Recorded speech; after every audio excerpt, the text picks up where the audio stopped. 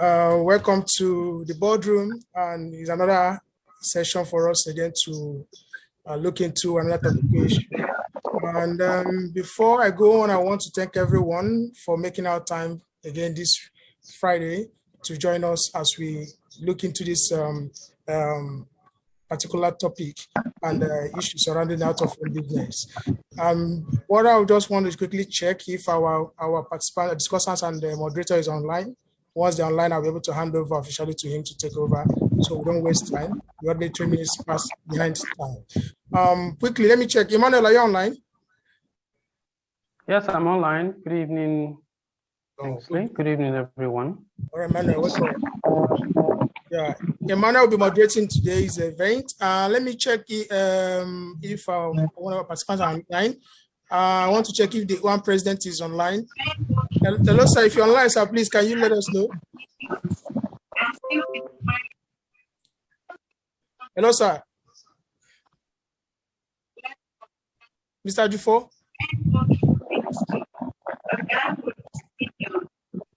I can see Mr. Ajufo is here, but he is not responding yet. I will switch up with him. Hello, I said I'm. Oh, okay. Mr. Ajufo is here. Also, we are waiting for the registrar, APCON. While we're looking for Mr. Olalekan, also, I'm also waiting for Mr. Josemo to join. That's LASAP MD. While waiting for them, I'll hand over to Emmanuel to handle the rest of the program. Just relax, enjoy the session. If you have questions, you ask, so that we'll be able to get to a reasonable point at the end of the day. So we'll be able to improve and drive the whole industry as is expected. Thank you. Enjoy the ride. Okay. Thank you very much, Kingsley. Good evening, everyone, and welcome to today's special meeting. My name is Emmanuel Adediran, business leader at Acuity, which is a media and advertising agency. While we're waiting for the other panelists to join, I think, Kingsley, if you are there, if you could just run us through the profiles of our panelists so that at least those that are joining the meeting know exactly who it is, we'll be having on the discourse today. So if you can run us through their profiles while we're holding on for the other two panelists, I think that would be a good time to do that. All right, thank you, Manuel. All right. Quickly, let me start with the first person we have. We have Mr. Prince Adediran. Okay, and quick one, I will say, hold on, please, 1 minute. Okay, Mr. Prince, Prince Adediran is the managing director of LASA, as we already know, and the guy has over 15 years experience in adult advertising space. And he has experience, good knowledge of the industry from international experience. And also he has a leading technological firm in the Billboard, which he has experience with emotion over years. And Mr. Adediran is someone that is versatile when it comes to outdoor advertising, coming from the operational point of view to managing as a regulator in the industry. So these are people who having to share their knowledge from experience of implementation and media owners' point, moving into regulatory. And we'll be hearing from him today to see how we tend to navigate this electioneering period of 2022 to 2023. The next person we have is Mr. Ajufo, which is the OAAN president. Mr. Ajufo is the MD of OTS, Optimum Opportunity to See Limited. Before now, he was the General Secretary, Assistant General Secretary, and the Chairman and Billboard Monitoring and Compliance Committee of the OAAN over the years. And he is also the Secretary General of the West African Outdoor Association. Before now, he has worked in most of the top outdoor companies in Nigeria.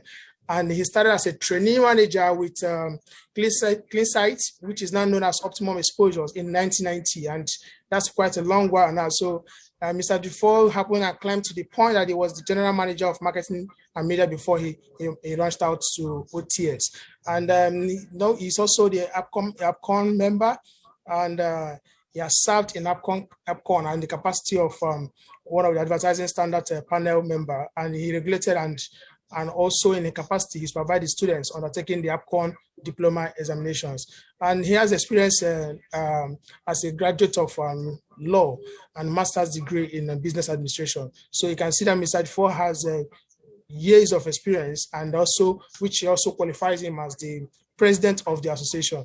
And so far so good. He has led the association for years now, which shows that Renee's stay in the office shows that he has done well in the past. And today he'll be sharing with us, based on experience, on how he has navigated over years and how we're going to navigate this period this year as well. The next also we have is our registrar, Mr. Olalekan Fadolapo. So this is someone that has come from accounting background, and he was immediate past executive director of CEO of OAAN, and he has served as secretary in several capacities and bodies, and he was the secretary to the OAAN Board of Trustees, secretary to the OAAN Executive Board as well, and once secretary to the Life Management Board, secretary to the Board of Directors, Advertising Academy, and a couple of other capacity he has been serving and over the years. So these are people who we have on ground today, sharing from their positions as top regulators and association members to see how we are going to manage as a team, as an industry, navigate the period which we are currently getting into. And by God's grace, when we look at this, like we always say, it's not just for us to gather here and discuss, it's also for us to take the learnings we have here and launch it out and see how we can use that to better the industry. So in brief, we just tell you that OH Academy is just out to see how we can help improve the outdoor space generally in Nigerian markets, so that we can take the best practices, get the knowledge from the experienced ones, and see how we can improve the industry generally. And that is why we come up with different programs and different solutions in terms of service and conference and workshops and webinars to see how we'll be able to achieve these objectives. This is just a summary of the people we have on ground today. And without wasting much of your time, I would say, let's get back to business as I hand over to Emmanuel to navigate this electioneering period and out-of-home advertising conversation. Emmanuel, over to you, please. Thank you very much, Kingsley. I really appreciate that.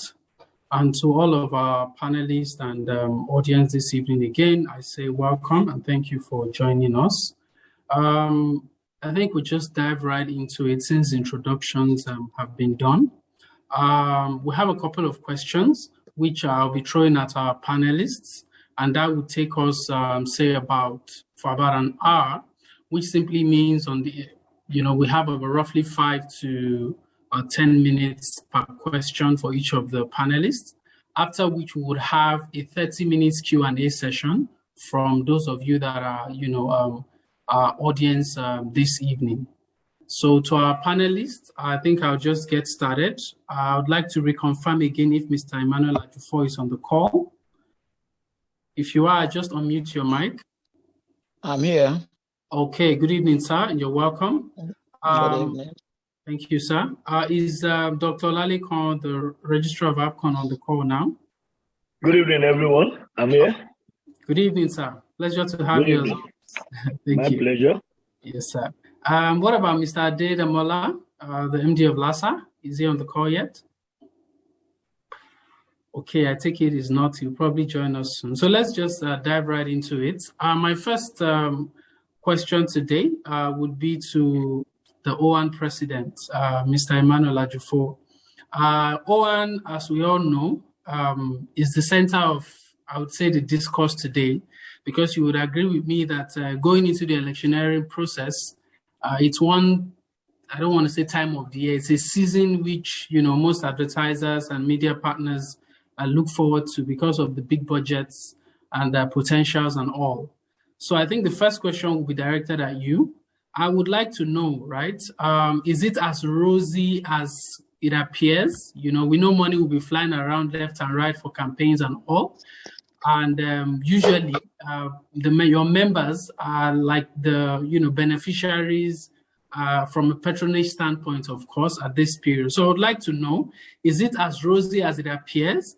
And I mean, this is not the first election we've had. From looking back, at the previous electioneering periods, were there pain points and lessons that you want to share with us, as a thought starter in this session today? Okay, so thank you very much for having me. Thank you, sir. And I think the topic of the discussion is also very apt. Yes. You have said it is the good, the bad, and the ugly. True. I have tried to ask myself which one is worse between bad and ugly, and I have not been able to actually establish that. So if I categorize certain things bad and you think it's supposed to be ugly, pardon me. And if I categorize some that are supposed to be bad and ugly, also pardon me. Okay, so it is good to attempt to review our experience in the past. Kingsley has said that I've been in this industry since 1990, is right. So I have seen a lot of election periods. Now, is it a rosy period? I will say it is. Are there challenges? I will also say, yes, there are challenges. In the past, before the advent of signage agencies and those who now set standards from the government angle, we used to have the local governments who kind of allow us to operate. But at the end of the day, the environment is left very ugly. Now, the signage agencies have also come to attempt to set standards. And in doing that, we have also experienced some other challenges. So I will talk about the good, I will also talk about the bad, and I will also talk about the ugly. Now, for the good, like you have pointed out, yes, we have, there's an opportunity for us to have an improved cash flow. Because while we deal with you clients on 90, 120 days before ISOP came, with the politicians, we have learned to take our money up front before we work for them. Because if you don't, you may not get your money, especially when they lose. So the good part of it is that it will improve our cash flow. But more importantly for us is that it is an opportunity for us to continue to showcase the importance of our platforms. Our platforms remain very, very, very active when these people come. And what that tells us is that we are in for a long time and we are very, very relevant. So it gives us an opportunity to showcase ourselves. And of course, when we make money, the government also earns their own share of our tax. So it is a win-win situation. And so what amuses us most is that after helping the politicians to get into office, same politicians will turn back and start dealing with us immediately after they have got into office, after using our platforms. Because one with them, if they have enjoyed us so much, one would then wonders why we are the first to be attacked. A case in point is the recent thing that has happened in Kaduna. I remember that one of our platforms we used for El-Rufai and Buhari when they were campaigning. The same El-Rufai's government has said that he doesn't want any billboard in Kaduna. And I'm wondering why at this time. So, but that is a discussion for another day. So I'm saying that the good things that we have during this year is that they will improve our cash flow. It will showcase how important we are and how relevant we remain in the communication value chain. And of course, the government will also earn their own part of the revenue. Now, the bad, like I said, it might be ugly for you, but I have categorized it under bad. At this point, you begin to have unwholesome practices. People, we are already beginning to experience that. People go to people's platform, put posters that will deface the platforms, Some actually removed the material and put a political campaign. And they also put their own guards that even though you own the billboard, when you go to change that material, some people chase you away. So it's part of what we are seeing. We also see around this time emergency outdoor providers, out-of-home providers. You see all manner of billboards coming up and cluttering the environment. At the end of the day, it will seem as if it is our members that are the ones cluttering the environment. That is not true. Now, at the end of the electioneering campaign, what you find out is that some of these billboards that I put there in a hurry also left, and they begin to cause accidents and begin to deface the environment. So that, to our mind, is not good. You also have this issue of the poster menace. All manner of posters are placed everywhere, and we think that it is a bad side of this period that we are in. And we then urge the people that allowed this to happen to immediately clean them after the campaign. For us, for me, what I have seen as the ugly part of it is the issue of not allowing equal opportunity for politicians to enjoy exposure. Now, in the past, there is a particular, in the past, we have had some very ugly experiences. In Lagos, for instance, there was a year that one of our members had to refund money that a PDP guy had paid one of our members because he was threatened that if he exposes that material, things, of course, he will then suffer after the campaign. You also know that once government begins to tell you that they will revoke your license because you're going concern, you become very jittery. So we feel that people should be given equal opportunities to enjoy the space during the political era. And we are urging various governments to allow them to do that. That is one ugly incident that we do not want to repeat this time. We have also seen the signage agencies trying to overreach themselves by becoming emergency vetting agencies. The only agency that is allowed to vet any campaign is APCON. And so in order to deny opponents, some of these signage agencies will tell you that before you display, come and show me your advert. Now we find that to be very funny because we expect that before anybody goes to print materials, they would have done the writing by going to APCON to get it vetted. So we do not want to see emergency vetting agencies outside APCON. That we will also resist. We have also seen in the past arm twisting of members. I'm talking about the ugly parts of this our season that we are in, where, like I have alluded before, they will tell you not to work for party A and only work for party B. And we are saying that because our associations are political, we will give equal opportunities to everybody that wants to play in our field. We also do not want to experience what we have experienced before, where they have twisted us into believing that our money will be paid after. As I speak, we still have a 2 billion naira debt that we're chasing from 2015 election. That is an era that has gone, that has passed, but we will not want it to repeat itself.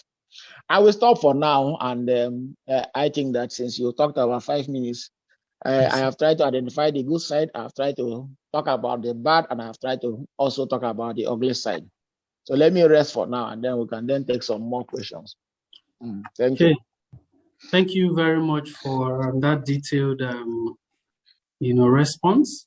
I'm not sure if the LASA MD is on the call now. Kingsley just alerts me once he is. All right. At this point, you've touched on quite a number of things, Mr. Ajufo, and I actually thank you for being very candid and frank in your response to that question.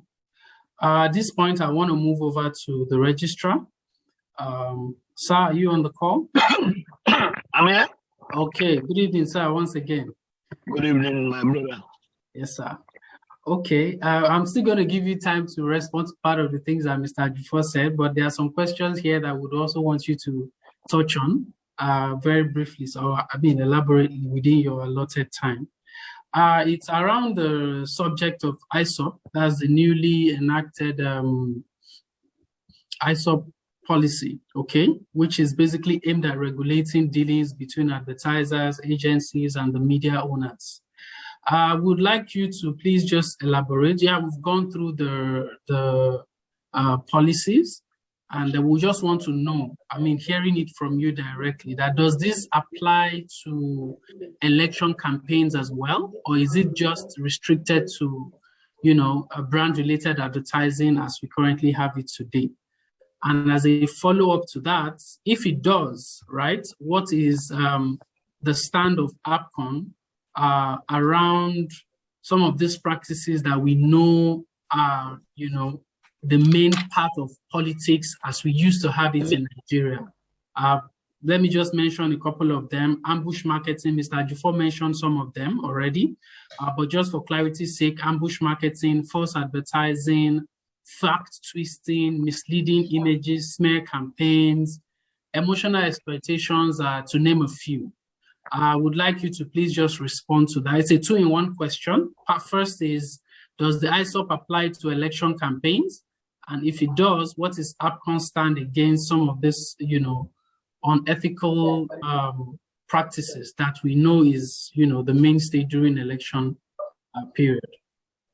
Over to you, sir. Hello. Yes, sir. Number one, I want to thank you once again for this invitation. ISOP applied to every business of advertising. ISOP applies to every business of advertising. Let me state this again. And as earlier stated, advertising is a regulated industry. And there is a regulator for that industry. Sure. And the regulator is APCON. There are different legs of the business. And each of these legs has its own regulator. For example, where advertising structures are concerned, then the signage agencies issue permit approval as may be necessary. But where it concerns the marketing communication material, it is the responsibility of APCON. Now, APCON has set out rules and regulations guiding financial transactions in the industry, just like other regulators in other industries. This we have stated at some of our recent fora and forum.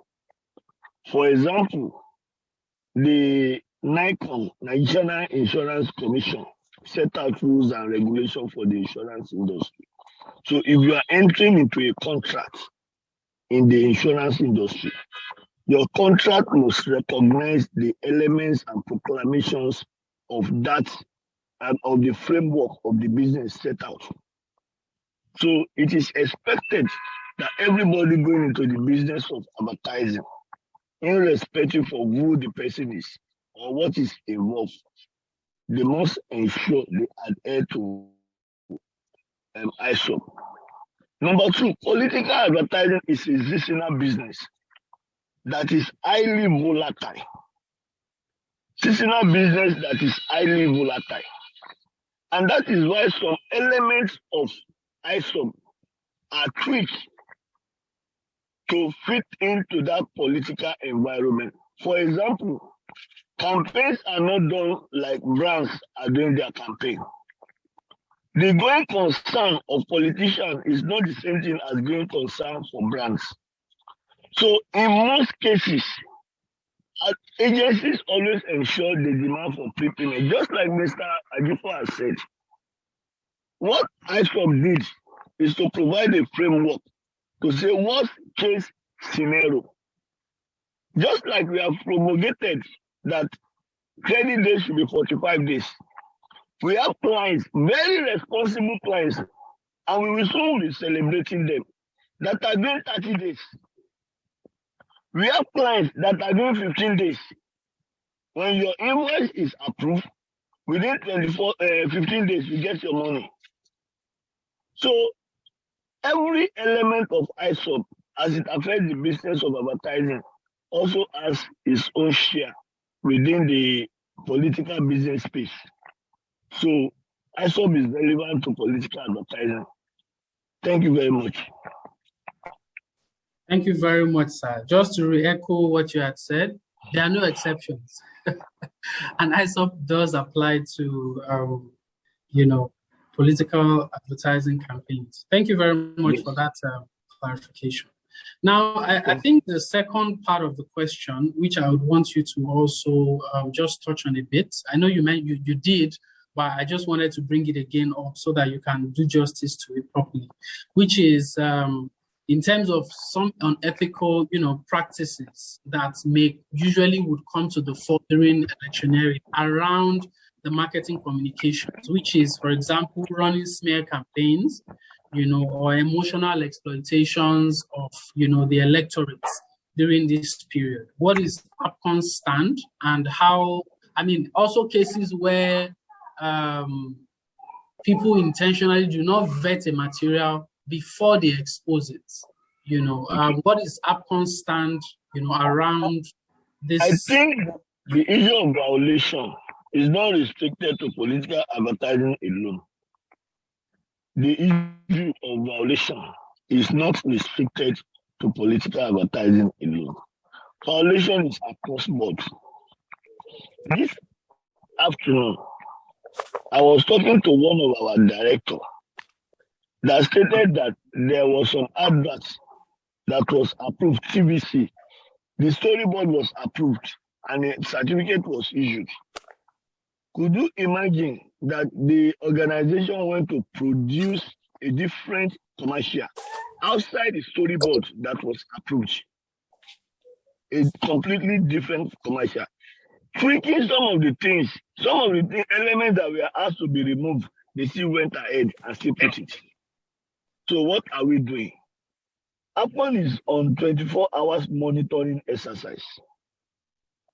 But we are also building capacity to ensure that this is not only done in an analog matter. It's also, we embrace technology to improve on our monitoring.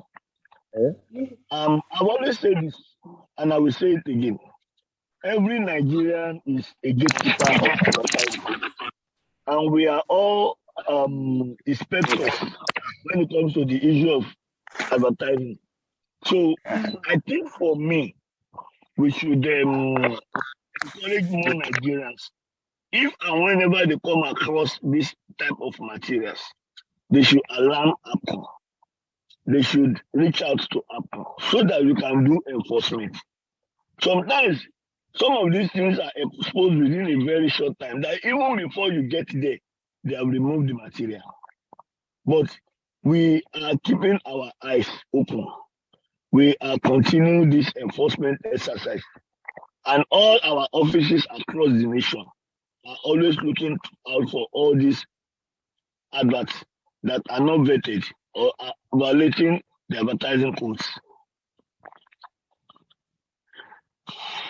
Thank you. Thank you very much, sir. It's quite reassuring. Personally, we also feel that this, in terms of compliance and enforcement, it's going to be a collective responsibility across, all the different stakeholders, right? If an outdoor vendor, or would I say supplier, ensures that for whatever material he's exposing, he has the certificate of approval to advertise, that would also, help to put certain things in check. Yes. Yes. Yeah. So that's a collective monitoring and enforcement exercise. Every stakeholder, everyone, the general public must be on the guard. We must be looking out for what is being posted there, what is being done there, so that at least we can all participate in this enforcement exercise. True. All right. Before I move on to the next panelist, just one question as a follow-up to this. And that's basically around the capacity of APCON at the moment to enforce some of these things, right? We know that there are certain markets that are hotspots. Talk about your major cities, Lagos, Abuja, and the likes. But as you go further up away from some of these key markets, there are certain people that feel that the enforcement is not as, thorough.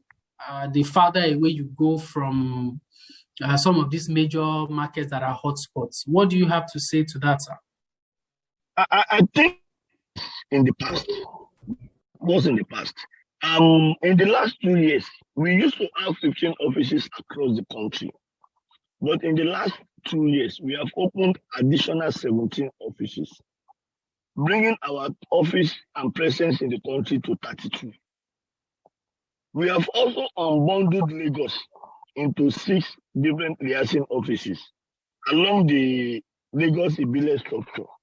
So we have office in Ikorodu, we have Badagry liaison office, we have Ekpe liaison office, we have Lagos Island liaison office, we also have Ikeja liaison office. Because you also understand that the economic activities, the advertising business going on in this community sometimes is huge and can be bigger than some other liaison offices. So what we are trying to do is to improve our enforcement exercise. We are also in talk with the federal government because we've made a presentation to the federal government and we are looking at possibility of acquiring additional gadgets and monitoring equipment that can also enhance our monitoring exercise. So we are doing so much, we are building capacity. Okay. Thank you very much, sir, for that question. I think you did justice to it pretty well. So back to Mr. Emmanuel Ajufo. Sir, I mean, you even talked about it while you were, responding to the first questions about certain unethical practices that happens, within this period, even though you alluded to the fact that they are not OAN members, and all. But would like to find out from you, what are the steps or mechanics that you have put in place to guide, first off, OAN members, which I'm sure that's where you have, your jurisdiction, on how they balance, the need for profit versus upholding ethical standards at this particular point in time, bearing in mind some of the ugly incidences you have mentioned that have happened in the time past. Are there certain things you are doing at OAN level, to put some of these things in check so that we don't put the need for profit ahead of doing what is right? Well, OAN is an organized body, and we have our standards committee. We also have our projects committee. The projects committee is to make sure that all our structures out there meet the minimum requirements. And so we are not emergency providers of hoardings. When I talked about emergency providers of hoardings and those who just come into this business now, these are, let me call them advertising politicians. Those who know one politician and then they talk about campaigns, and instead of going to the right people, they get to the signage agencies, and because of one and twisting call or the other, they're allowed to put structures. Now, these structures, like I said, are temporary structures, and it is supposed to be used for the period of the election. No OAN member will put a structure just for the political season and then leave it, because we see our structures as our own estates, our own investments. So when we are talking about some of these things that are happening, I think that our role should be to guide the approving authorities, to encourage them to say that instead of even bringing new structures, why don't you partner with those of us who have structures already and then run these campaigns without introducing new structures that will clutter the environment. So that is what we should be talking about, and that is what we have also been presenting to the government, that our business is supposed to add to the environment, the beauty of the environment, whether during political era and when we are not in political era. We must not have a time where, because of one campaign or the other, we then throw away the environment like that, as we are about to witness. So our role as an association is to continually engage government, so that instead of using this opportunity to just make the environment ugly, we use this opportunity to partner and to collaborate, so that without putting new and ugly structures for the purpose of the election, we can utilize the existing ones. We have vacant sites everywhere. While we there remain vacant, you are building new ones. So I tell you clearly that some of these things are not, you can't see our members doing that. You can't see our members doing that at all.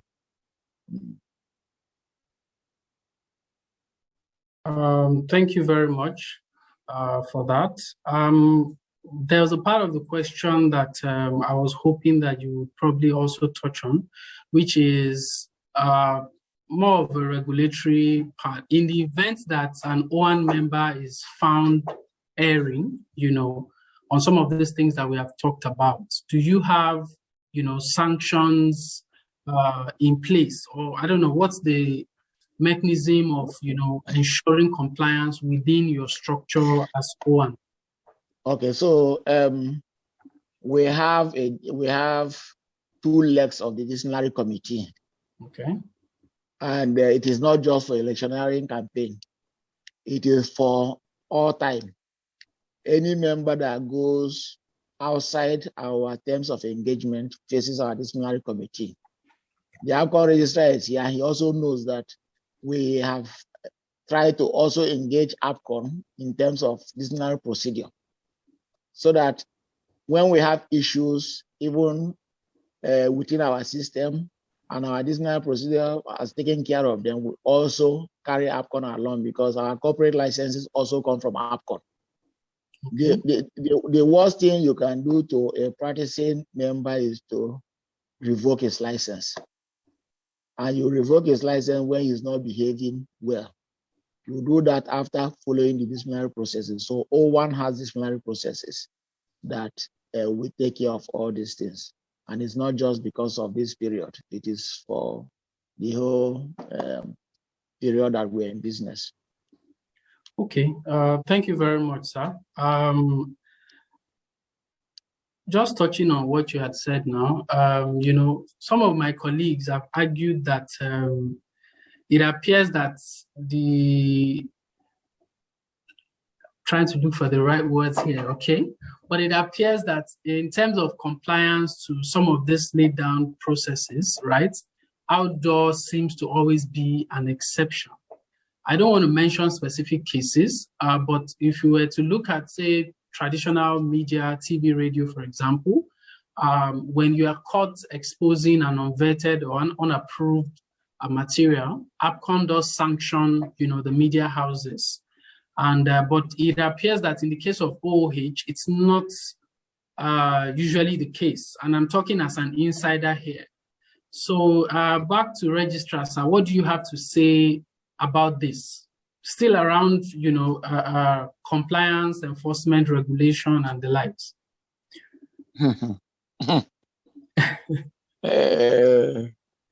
We still have Q&A from the general audience, but these are some of the things that I just wanted us to, address on this first part of the discourse. So I don't know if the registrar is still on the call.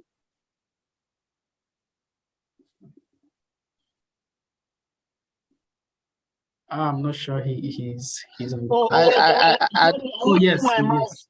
So I muted my mic. I didn't know that my mic is muted because yes, I don't want background noise to come in.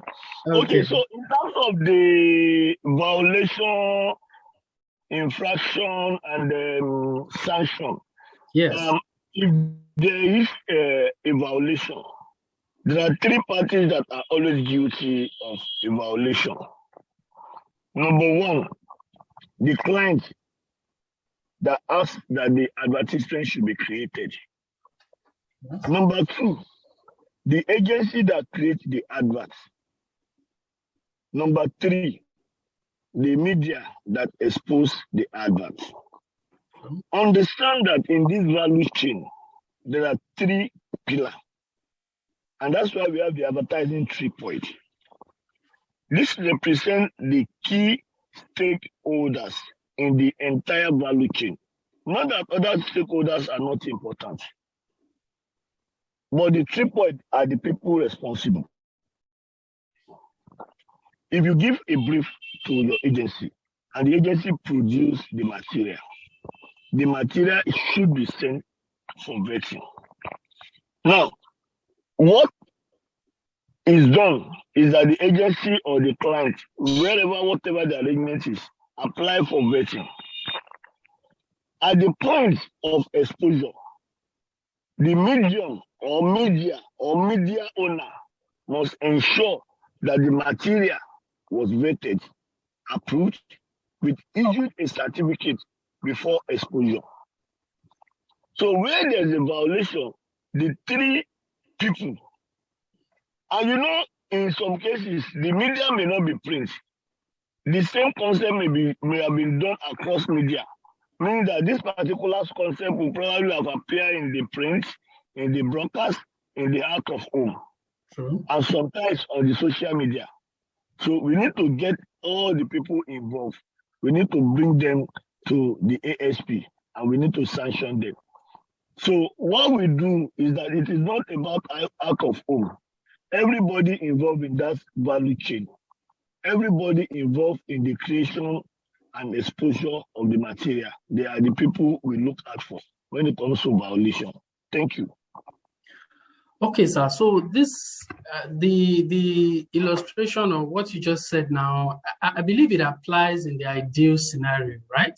But as we all would agree, and Mr. Ajufo even mentioned earlier, in the situation where you have emergency professionals, that are not even members of either APCON, or OAAN or whatever, coming up to do some of these things, how then do we call them to order? Because it's easy, the tripod is applicable if you have maybe a client, agency, and a media partner relationship.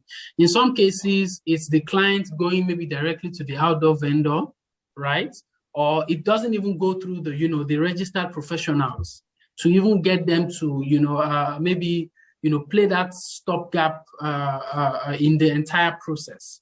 So what I'm saying is, imagine I am someone that maybe I work in a ministry or whatever, and because I have a contact to a particular political aspirant, I go ahead and produce whatever it is I want to do in my own way, not dealing, through the professional channels. And the advert is out there. In the situation where, there's a default, okay, how then do we, bring this to bear? That's actually what I'm looking at, not in the ideal scenario. Yeah, because, yes. There is no profession without quackery. There's no profession without quackery. I'm sure you know that. I agree, and sir. Recently, it's very funny and not really funny again. I read in the report, which I think I was right, that a lawyer, a quack, was arrested in the court who professed to be a lawyer. And was, I think, by EFCC, who was also representing, and you can imagine the quackery in the medical field, the quackery. So there's no profession without this major challenge. True. Quackery means you have not been certified. Some people use 6 years in the medical profession, in the medical school, but they did not graduate. Instead of them going to get certification, they decide to say, we know what you can do. Let us go ahead. So that's where quackery and other things come. Now, situations like this, seasons like this, we have problem of quackery. Quackery to the extent that even the people that are our neighbors or partners in the strategic communication industry will tell you that they can do it. What can agency do? We can do it. And before you realize it, they turn themselves to. In most cases now, 90% of the people you see doing journalism on the social media. They never will go to any school. And that is why the incident of fake news is more rampant on social media. You see people sitting down out of passion and they are a journalist. So we as an industry, as a profession, we have our own share of this challenge. So what are we doing? What we are doing is to continuously monitor this. If we have all the media houses insisting on vetting certificates, it will reduce incidents of quackery. Before you can practice advertising in Nigeria, as an organization, you are supposed to be licensed by APCON. You are supposed to be licensed by APCON. So we are doing so much within ourselves, both internal and external restructuring. We are engaging in so many reforms now that at least at the end of the day, it's going to be a win-win for the public, for the industry, and for the practitioners. Thank you.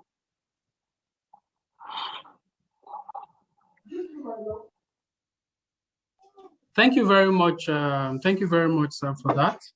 I have one last question here. Unfortunately, the LASA MD is not on the call. We have a couple of questions that would have loved him to also, address.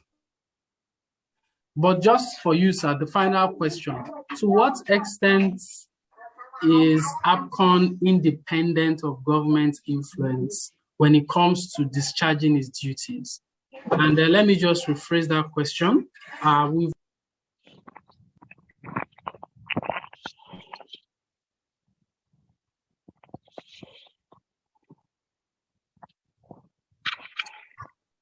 Can you hear me? Sorry. I can hear you now. Okay, yes. So there's been questions around, the discharge of your duties in terms of APCON, and I think it also applies to LASA as well, being a government agency, being influenced by, permit me to use the word, loyalty to, the incumbents. Let me put it that way. Can you please just respond to that? We'd like to know to what extent is APCON independent of, government influence, as the case may be, because yes, APCON is a completely independent organization, and I stand to be corrected. I remember vividly when the previous administration was in town, APCON went on enforcement and they blanked the board of the party. Even in recent time, we have gone on enforcement and we have blanked the board of some people that violate the ethics of advertising and the materials that were not vetted.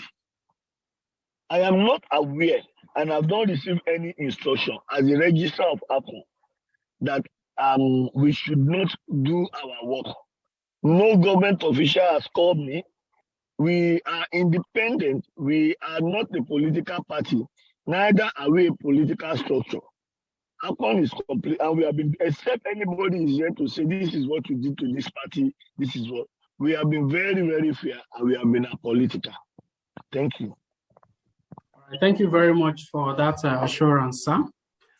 Really do appreciate that.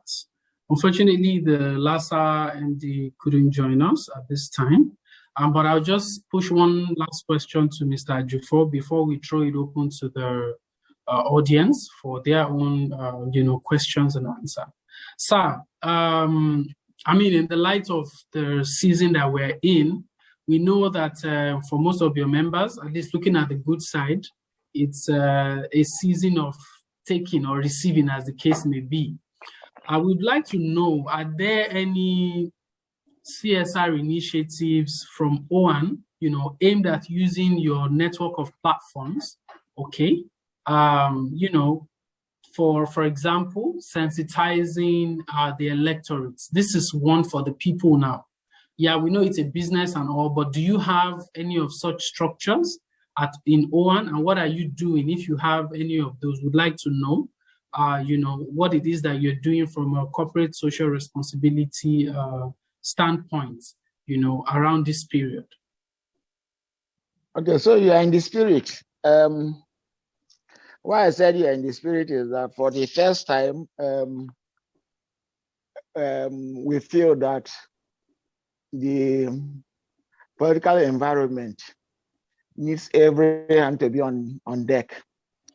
And so we have tried to set up a small committee that we knock out a small advert that we use our platforms to expose. And if you have observed recently, we have been using our platforms to advertise the things that concern us. Because if we say that we use our platforms to advertise brands and politicians, we should also use them to advertise us. So we have set up a small committee that we will knock out something, and in our usual tradition, we send it to our APCON to vet. And the advert that we just knocked out for OAAN, we also sent to our APCON to vet, because we believe that any advert should be vetted. So we are going to come out with something that we encourage everybody from 18 and above to participate in politics. To participate, and you will see it very shortly. That is our own contribution. I also said earlier on that we are apolitical as an association, and we're also going to give everybody a level playing field. So we will do our bit to encourage people to participate, especially in the villages where they may not have the opportunities that we have in the cities to see what is happening. We are going to be doing that, and I think we'll also be doing it in different local languages. That we will do. Okay, that's quite reassuring. Thank you so much for your response. Before we throw it open to the house, if you have any questions, please just either you raise up your hand or you drop it as a comment in the chat box, all right? And then we'll take those questions and direct those questions to our panelists so they can respond appropriately. I see Oru Leonard's hand has been up. So let's just make it a bit more structured. Once you are called on, you introduce yourself, where you're from, in terms of maybe the organization you represent or what it is that you do, and then you can take your question. But please, I must warn that this is not a platform we trust that everyone will conduct themselves, with all level of decorum and civility. It's not a platform to attack or, do anything that's unprofessional. So please, I would really appreciate that the questions are, constructed accordingly. Thank you very much. So it's Oru Leonard, I see your hand. If you can just unmute and ask your questions. Thank you.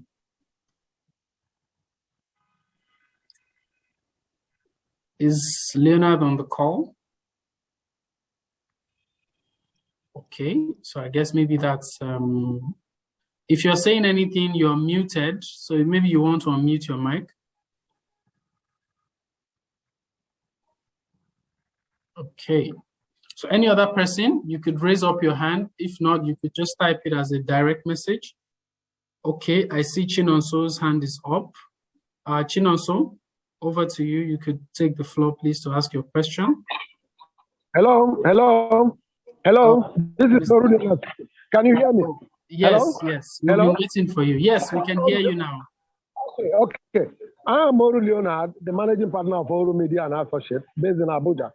Okay. We are publishing on Africa Online.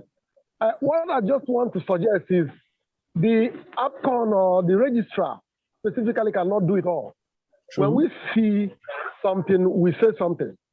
If you see something that you feel is unethical, you have the right to report to the appropriate quarters. Take action. That's just my contribution. Thank you, sir. All right. Thank you very much, Mr. Leonard, for that contribution. It's very well noted. Compliance, monitoring, and enforcement is a collective responsibility, as we said earlier on. So if you see something that's not right, please feel free to report it to the appropriate channels, and we're sure that that will be taken on immediately. So Chinonso, if you can unmute. Yeah, good evening, Emmanuel. Good evening, everybody. Okay, good evening. My name is Chinonso. I'm a media strategist and planner.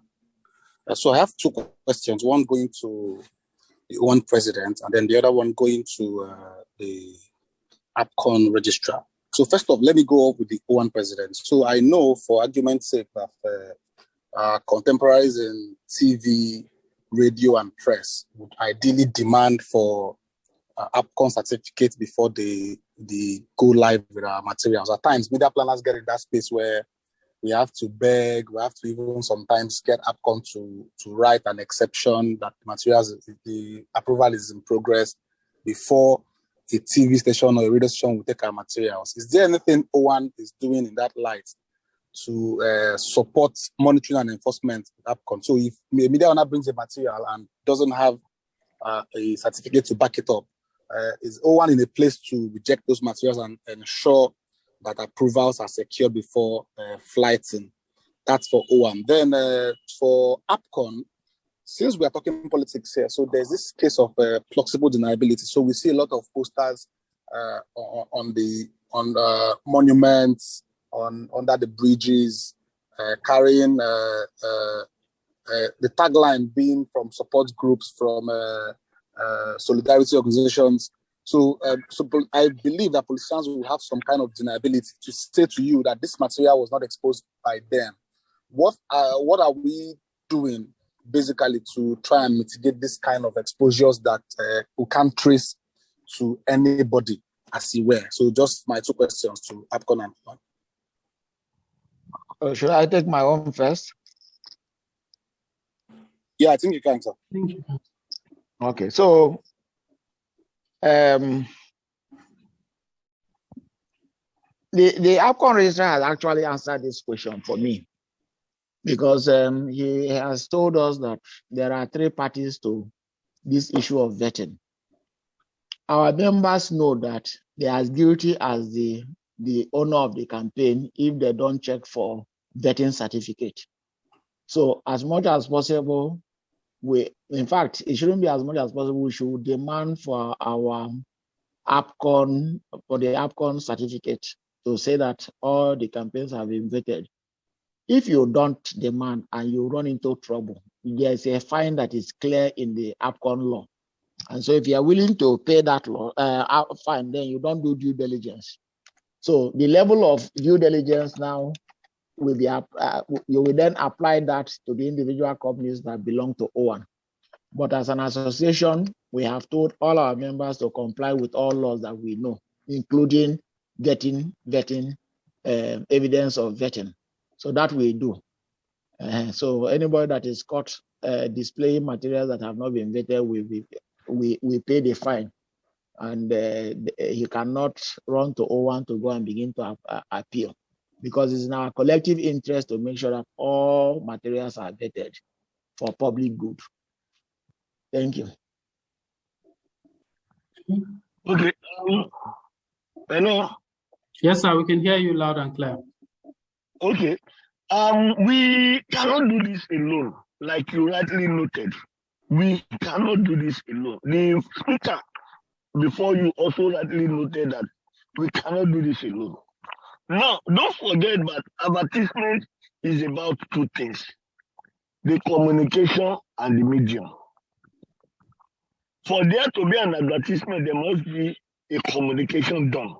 Then it must have been exposed through a medium. What we are doing now is that, for example, we are in talk with LASA. How do we ensure that we clean this place up? How do we ensure that? Let me give you a small example. In Ibadan recently, there was a billboard that was erected to promote Kayamata. And within 4 hours that we were told, we asked our people to go there and enforce. We met with the Oyo State signage agency people at the place, and before we get there, they removed the board.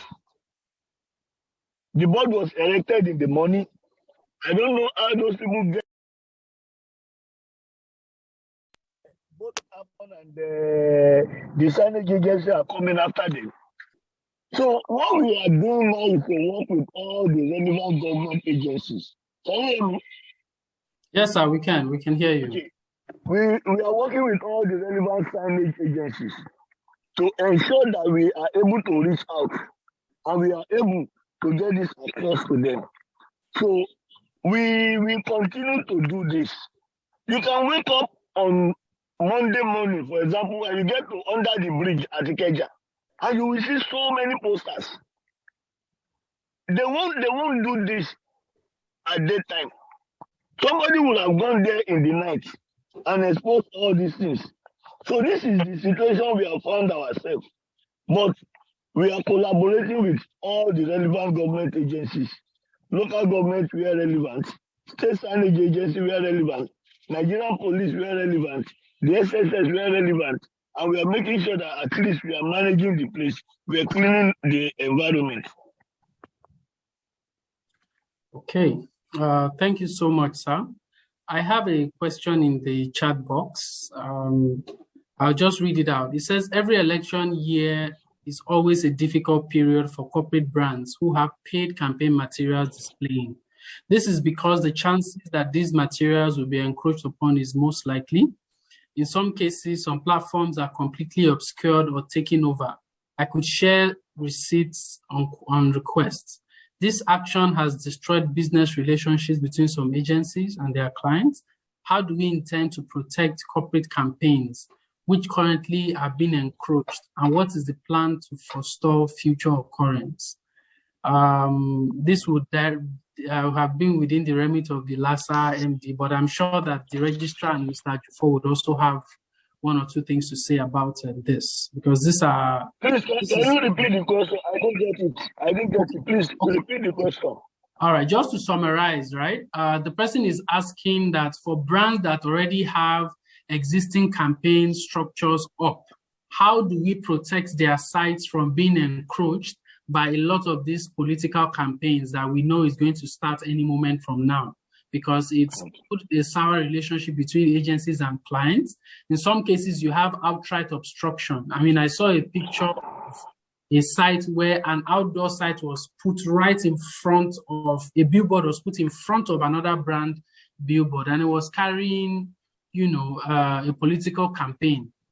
And these are things that, you know, they are not things that I would say is strange to us in this environment, but how do we protect brands? Because election is a seasonal thing, like we all know. It's going to come and it's going to go.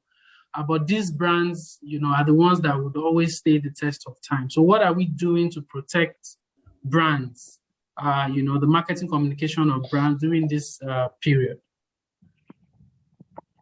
Okay, can I speak? Yes, sir, please. Okay, this issue can be looked at perspective. The first one has to do with breach of contract. Maybe, for example, you already have your contract with the outdoor, and your material was removed for political reasons and things like that. I think those ones are within the purview of the contract. Yes. Now, if you have your structure and somebody erects another structure that is disturbing your view or other things, I think LASA or the signage agency of the state, this is their own remit, and this is their, because before you can erect a structure, you are expected to get approval from the... Sir, you're muted, sir. We can hear you. Yeah, we have nothing, simply nothing to do in this area. Like I said before, communication is about the material and the medium. So when it is the material, it is our own remit. But when it has to do with the structure or the medium, then it is another regulatory. If you are talking about brokers, then you talk. If you are talking about out of home, you talk about the signage agency and other things like that. So for us, our remit stops at the point of communication and communication material. True. All right. Thank you, sir. Mr. Ajufo, I know this is not directly,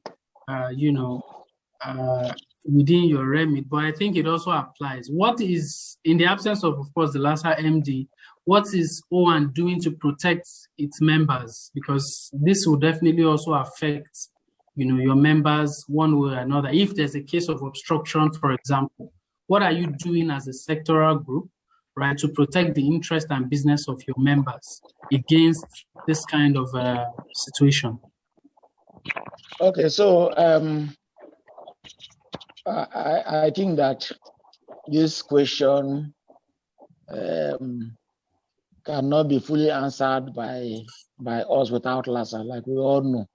True. Now, these examples that we have cited, most of the time the signage agencies give approvals for these structures to be put there. Like I said, they will tell you that it's just for a matter of time. And I can also tell you that it is mostly for the government in power. The structure will be for the political party that is in power. So it is the kind of impunity that we are talking about. We have had instances where they have told us to remove campaigns that are flying to display political campaigns. And you have a choice. If you don't display that, they will threaten you with revocation. So what we have tried to do is to manage the client who you already have a relationship with, because the impunity level in this country is so much that we are taking them gradually. We cannot fight all the fights at once. We're taking them gradually, and we hope that with time, people will begin to see things from a reasonable point of view.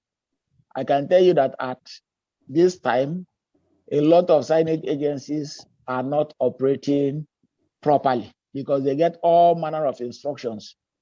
So what we do is that we also take pictures and we write to them. For whatever is what, we will write to the signage agencies and say, these and these are things that you have done that is not good as an association. Now, for the individual companies are encouraged to relate with their clients and to appeal to their clients. If it means taking the campaign off charge, yes, as painful as it is better than somebody breathing down their throat and threatening revocation of sites. I said earlier on when I had the first opportunity that we have had experience here when a PDP candidate had paid one of our members money to expose his material. That member had to return that PDP money because he was threatened, and he had to now display APC. So we have seen all these things. And that is why we are hoping that as we journey along in our political train in this country, that things will begin to improve. It does not taste well, and it is part of the thing that I listed in the bad when we were talking about the good, the bad, and the ugly, about the unwholesome practices. They will be there, but we'll manage ourselves and hope that as we journey along, things will be better. But this is a question that I think that even the organizers of this program should write straight to LASA to say, what are we doing about it? Because whatever happens in Lagos seems to also go around. It is important that we try to talk about it some more. All right. Thank you very much, sir, for that. And we've taken note of your suggestions as well.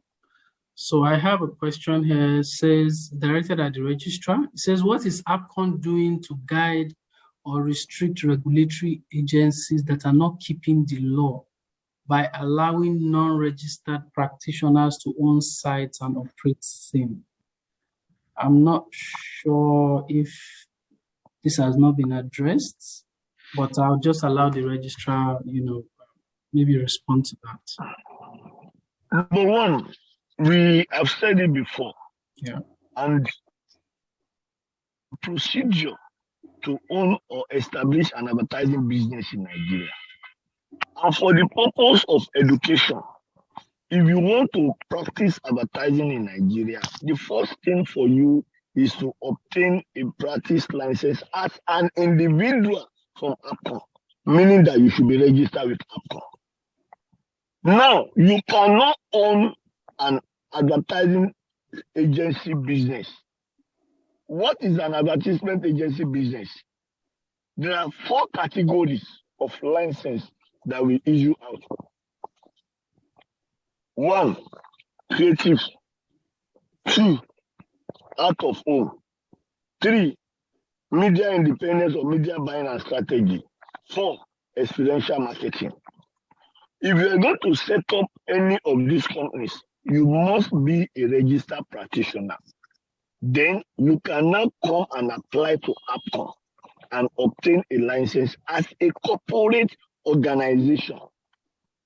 No corporate organization is expected or allowed to practice advertising in Nigeria without first registering and obtaining a license. So if it is a corporate organization, it must be applied. However, we have instances where quackery exists. People that are not licensed. And like I said earlier, we have this in other professions. The only thing you can do for us is if you have information about an organization that is practicing advertising and is not licensed by APCON, please escalate to us. You need to help us so that we can help the entire public. Thank you very much. Thank you very much, sir. Chinon, so is it up for another question or is it from the previous one? Yeah, I think I just want to ask a quick question to the APCON registrar. All right. So he just mentioned that the issue of registration and quackery. So I think a lot of us, for the benefit of doubt, some of us here are APCON duly registered members, and then a couple of us too, a huge number, are not. It would be nice if we can easily highlight, for the benefit of people who are not APCON registered, the implications of practicing advertising without due registration, and also when it comes to politics, because we're talking politics today. So let's even look at exposing materials that are not being vetted by APCON. What are the implications as per from a regulatory point of view from APCON? Number one, it is illegal and it is criminal for anyone to practice advertising without being a practitioner. This is what is obtainable in other professions. For example, you cannot practice medicine without being a registered medical practitioner, licensed by the Medical and Dental Council of Nigeria. You cannot be a lawyer without being called to bar by the Supreme Court and licensed by the Nigerian Legal Council. So how do you want to practice advertising without first being licensed by APCON? It is a criminal offense. And if you are convicted, you become a criminal. What we have done and how we have gotten to that place is not the issue. The issue is that we've been able to get a conviction and you have been convicted as a criminal. Number two is that if you have a company, an organization that is practicing advertising for profit and gain, and they are not licensed by APCON, it is also illegal. If we have information about situations like that, we can prosecute the company. We can lift the veil. And when we lift the veil, then we can go after the directors of the company. And by going after them, we can also prosecute them. And if we are able to get them convicted, they become criminals. Some of the problems we have in the industry as a result of unprofessional practice, we have to be going through one reform and the other because the unethical practices in the industry is high. If you have a professional license, there will be something for you to hold on to say, for ethical reasons, I cannot go through this. I won't do this. But it is not a free-for-all business. And this is what I've tried as much as possible to explain. If you want to be an advertising practitioner, there are 3 windows that are available to you. First of all, there are some schools that were accredited by APCON. And there are some programs that are accredited by APCON. For example, in the University of Lagos, the mass comm department is already accredited by APCON. In Yaba Tech, I think their graphic department and maybe mass comm or marketing Likewise, we have in other schools, University of Ilorin. If you are a graduate of this school, you can apply directly to APCON. 2, you can apply to do the examination and go through the professional development training program examination. And after you have passed, then you can be inducted as a practitioner. The third leg is the executive program. And this is for people that have been in the industry for over 10, 12 years.